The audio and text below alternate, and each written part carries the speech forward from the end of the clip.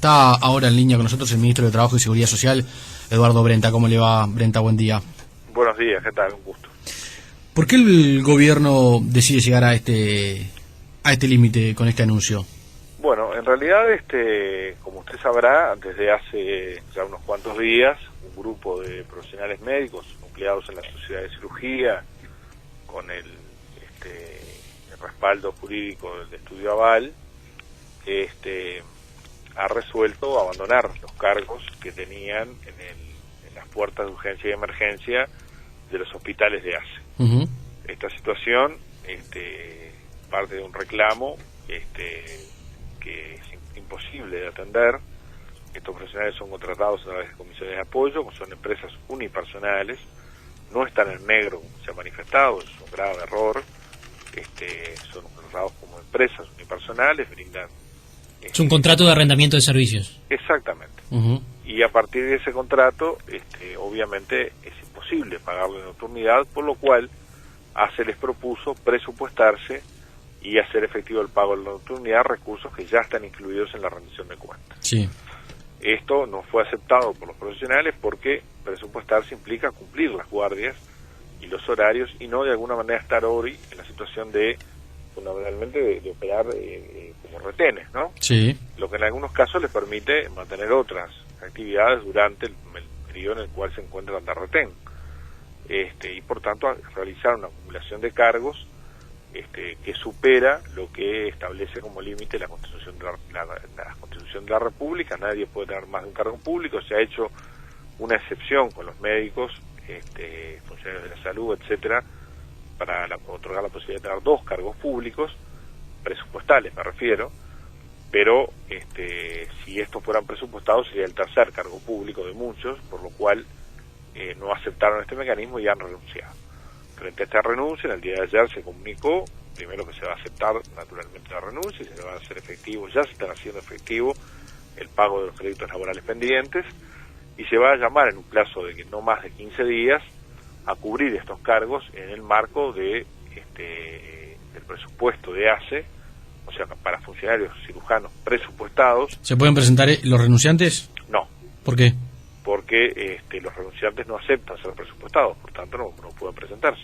¿Pero no pueden o el gobierno o no, ustedes consideran que no van a querer? Ellos han manifestado que no se van a presentar, por tanto sería una incongruencia que se presentaran. ¿Ustedes no le van a permitir? La idea es que los profesionales renunciantes han reclamado algo que no va a estar contenido en el llamado, por tanto no van a presentarse no deberían presentarse, serían coherentes. Bueno, capaz que alguno puede cambiar de posición, por eso le pregunto si no van a estar permitidos o si... No, algunos ya han cambiado de posición y se han presentado, ¿verdad? Claro. A trabajar, y esos obviamente van a estar habilitados. Pero al llamado no se pueden presentar.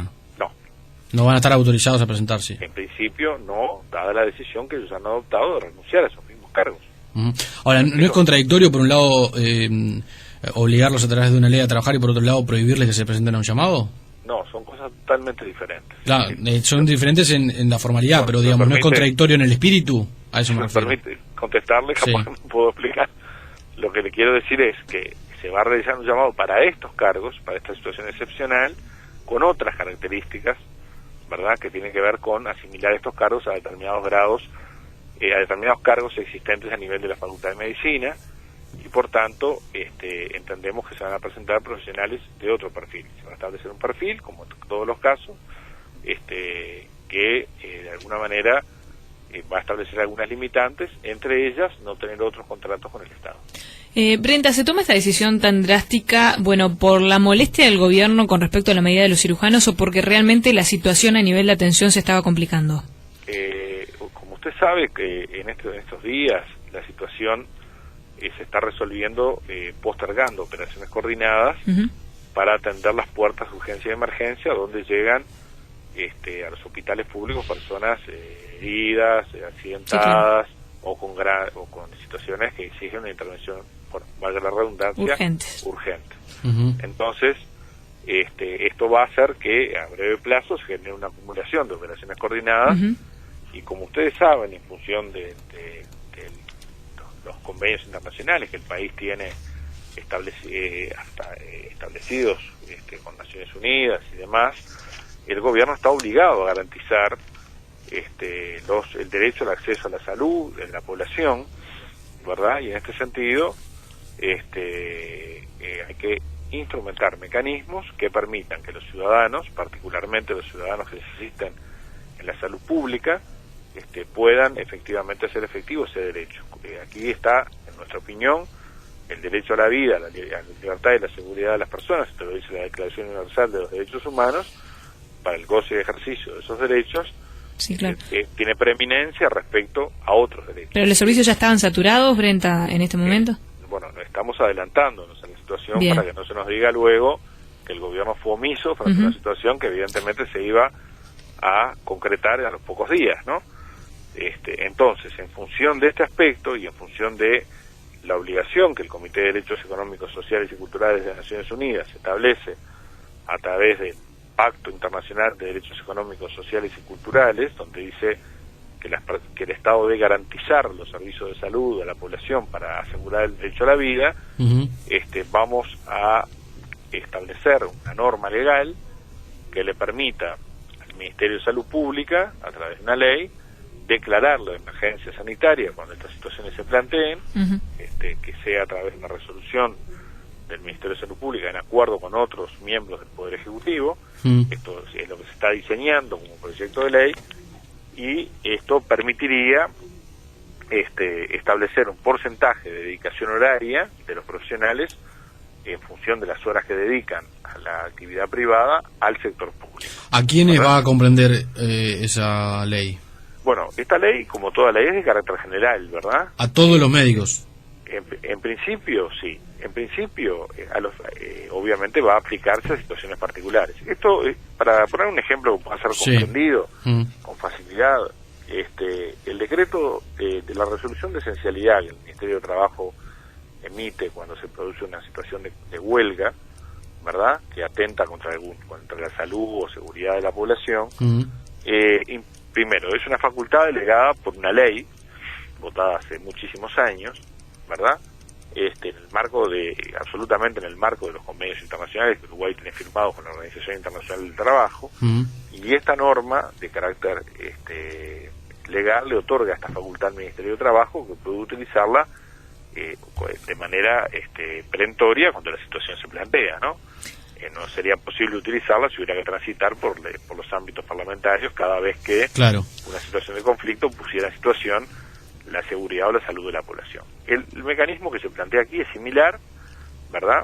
Y lo que sucede con la declaración de esencialidad es que el derecho constitucional a la huelga, que los trabajadores tienen, queda subordinado a otro derecho constitucional, que es el derecho a la vida y a la seguridad que tiene la población. En este caso, el derecho al trabajo, y como inverso, el derecho al no trabajo, digamos, de los profesionales quedaría subordinado al derecho a asegurar la salud, que por otra parte es el cometido principal de la profesión médica, ¿no? Claro.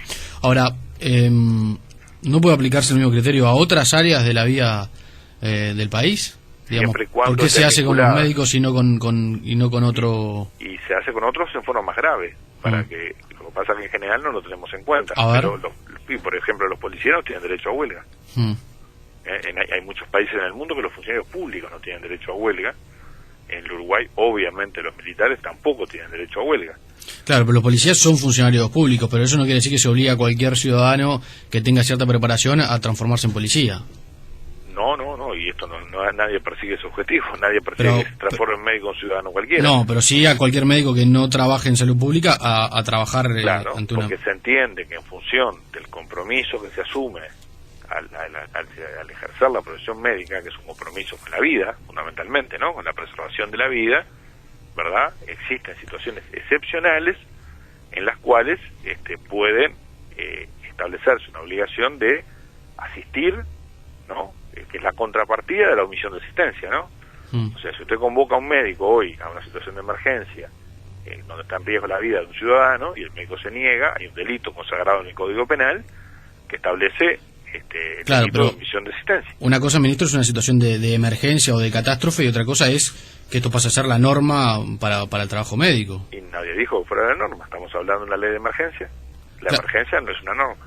Claro, pero ante para utilizar en situaciones de emergencia.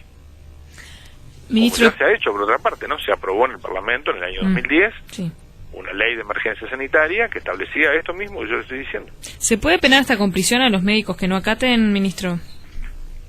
No, nadie ha planteado eso, ¿no? Hoy justamente surge en un matutino en El Observador concretamente que el gobierno maneja enviar al Parlamento un proyecto de ley. Será un planteo del Observador, en todo caso, no es nuestro. No está previsto eso. No. Pero sí está previsto retirarle los títulos profesionales a estos... Está previsto que en caso de no atenderse la declaración de emergencia sanitaria, que establezca el Poder Ejecutivo cuando así se configure la situación, puedan aplicarse sanciones como se les aplican a otros profesionales. Ustedes saben que los profesionales abogados, por ejemplo, la Suprema Corte de Justicia tiene la facultad de aplicarle sanciones. A los profesionales médicos, el Ministerio de Salud Pública, a través de una ley 9.508, si no me equivoco, les fue otorgado el rol de policía sanitaria, ¿verdad? Entonces, como policía sanitaria es la que vela por el cumplimiento adecuado de los servicios de salud que prestan los organismos que tienen esa responsabilidad y las personas que trabajan en ellos. Y en este caso entonces, ¿quién sería el que puede suspender el título a partir de la aprobación de esta ley? En este caso se está terminando de diseñar desde el punto de vista jurídico este proyecto que todavía no está culminado.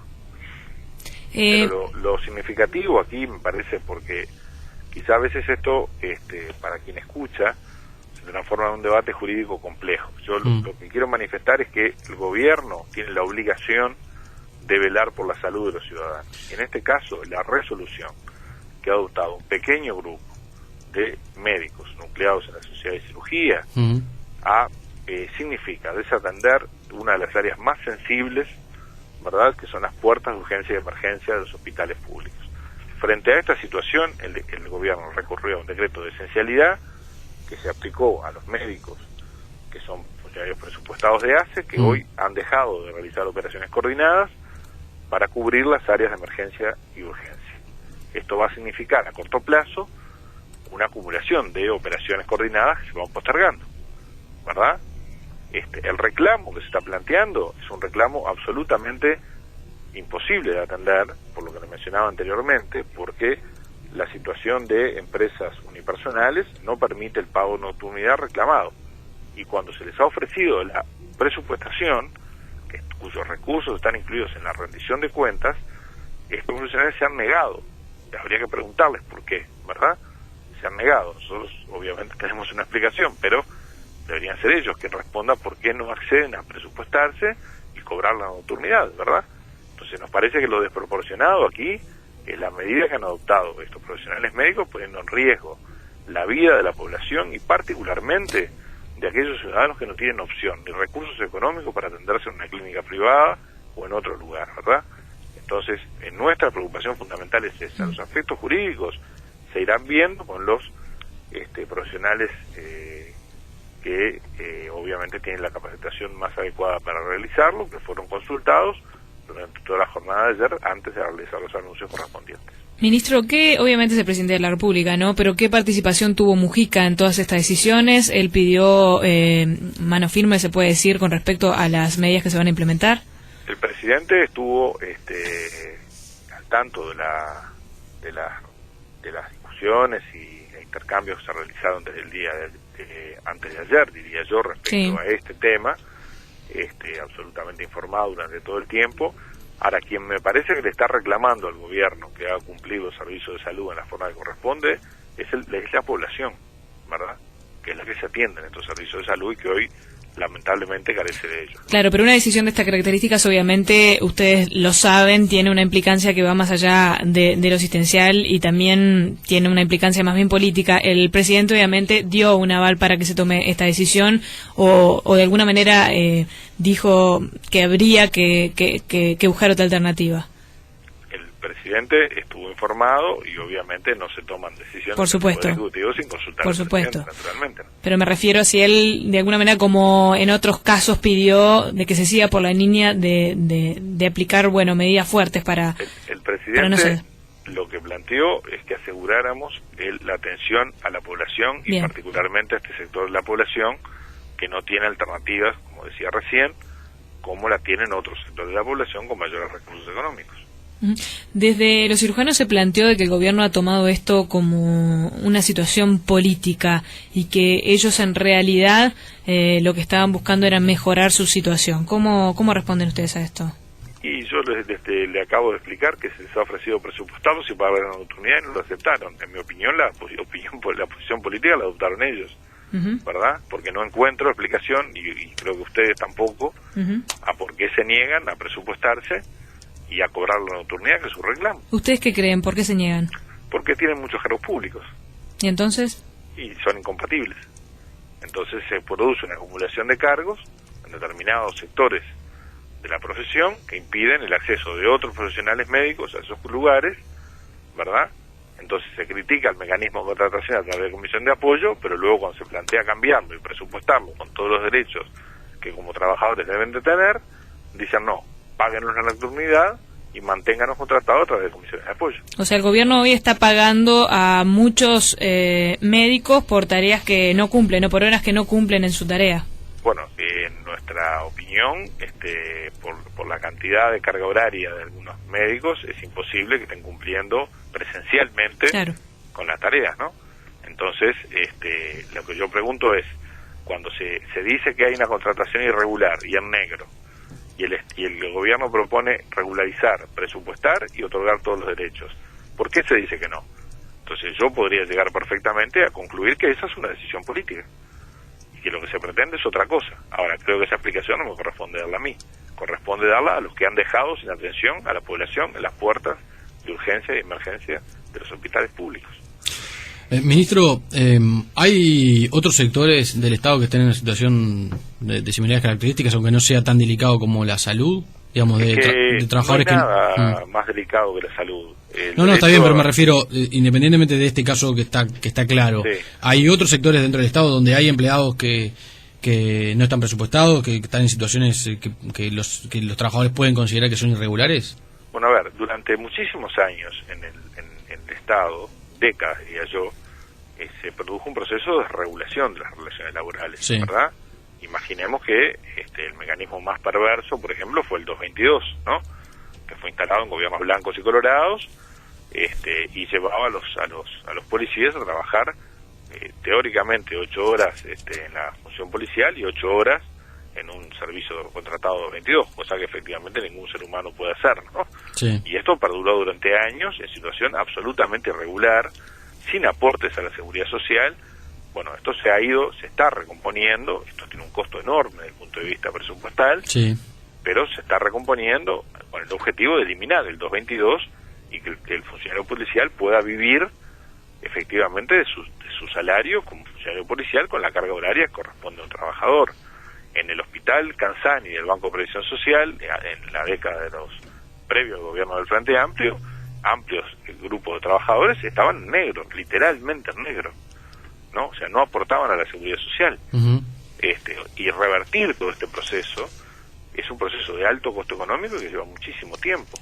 O sea que pueden persistir situaciones de ese tipo, pero recordemos que en el presupuesto quinquenal del año 2005 se regularizaron la situación de más de 7.000 funcionarios que tenían contratos precarios, a término, o funcionarios que estaban directamente en negro, ¿verdad?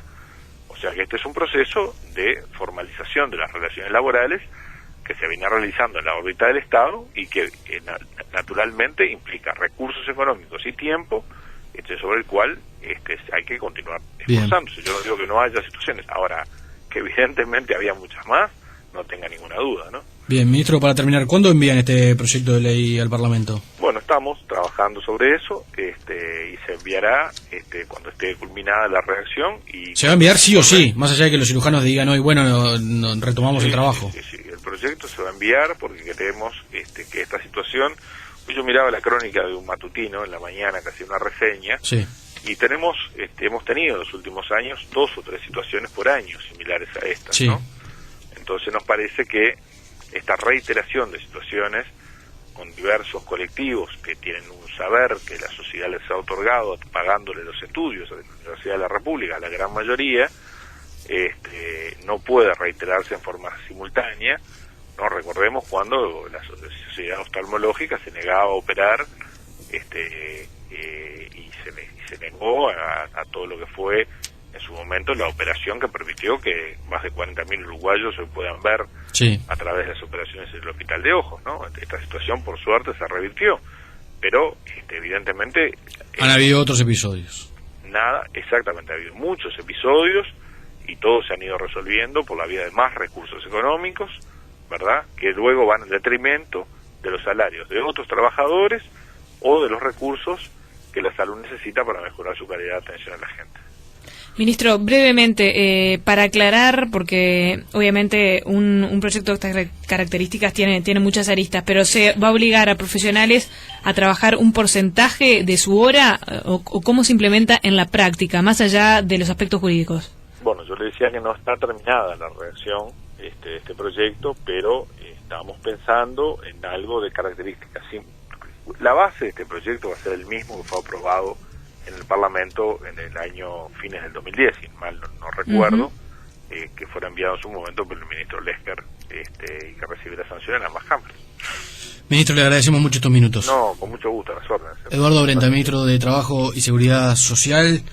Se está trabajando en ese proyecto, va a ir al Parlamento en los próximos días. Vamos a estar atentos a qué sucede hoy con la Sociedad de Cirujanos del Uruguay, que se va a reunir en la jornada y seguramente también va a emitir una declaración en este sentido.